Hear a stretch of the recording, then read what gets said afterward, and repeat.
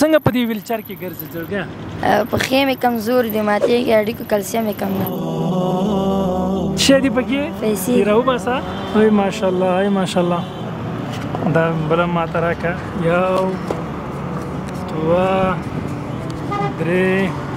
ته د هندوانه دې کور ته وړئ کله کله که نه؟ کله کله یې وړو. ستړي مه شئ ستړي مه شئ ستړي مه شئ. څنګه یې؟ ښایسته یې؟ هغسې روانو موټر کې داسې وملیدې مالته ودرېږه چې پوښتنه دې وکړم. څنګه یې؟ تکړه یې؟ شکر. څنګه په دې ویلچر کې ګرځې زړګیه؟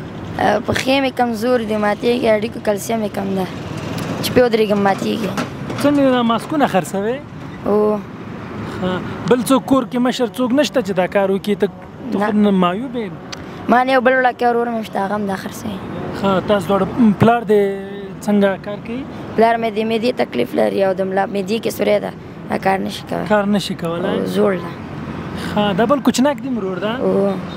زړګیه ته داسې راته ووایه چې ګرمي هم ده. ښه ګرمي هم ده، نو ما درته یوه دانه د هندوانه راوړې او یوه دانه دا هغه ده ډالۍ ده. دیو کې باید ته یو دانه انتخاب. اوس ګرمي ده، ګرمي کې هندوانه هم ښه لګېږي. اوس ستا خوښه چې هندوانه انتخاب یې که دا قطی؟ دا قطی شاید خالي هېڅ شی هم پکې نه وي، شاید هندوانه کې یو څه شی یا نه وي. ستا خوښه اوس کوم یو انتخاب یې؟ هندوانه انتخابوم چې بېګا مې مور او وروڼو سره ګډ وخورم. کورنۍ کې ګډ وخورئ؟ ته هندوانه دې کور ته وړئ کله کله که نه؟ کله کله یې وړو. کله کله ډېر وخت بعد یې وړئ؟ ډېر وخت بعد. ښه به زه نن شپه یې ویسئ او بېغمه سره یې وخورئ. ښه دا هندوانه خو واخله، دا در سره کېږده. ځای دې شته؟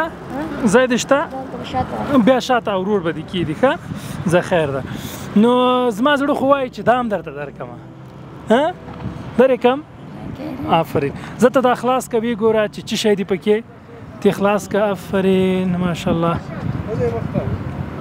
څه شی دي پکې؟ پیسې. تی راوباسه او دا ماته راکړه، زه درته ونیسم. ای ماشاءالله ای ماشاءالله. دا بله ماته راکړه. تی شمار کړه چې څومره دي. آفرین. یو دوه درې څلور پنځه. پنځه دانې دي. څو شوې؟ 15,000. آفرین. دا 15,000 افغانۍ واخله، کور ته چې لاړې مورجان ته پلارجان ته دې ورکړه چې د کور ځینې ضرورتونه پرې پوره کړي. صحیح ده؟ صحیح ده کاکا. او آفرین دې ستا پر همت چې خپله ناروغه مې او دغه دواړه کوچنیان ورونه د خپل کور لپاره د حلال نفقې مزدوري لپاره کوشش کوئ. آفرین. خیر اوسې، الله دې عزت وکړه، الله دې نور هم وسم درکړي چې موږ غوندې غریبانانو سره کومک وکړي. خیر اوسې ګله. نو درس خو چېرته ته ځې؟ درس خو وایه. او سهار کې مدرسې ته ځم او ماسپښین کې مکتب ته ځم. آفرین. مکتب ته هم ځې، مدرسې ته هم ځې، ورسره کار هم کوې. آفرین. صحیح ده. پیسې د له خیره کور ته ویسه او په خیر سره استفاده کوي.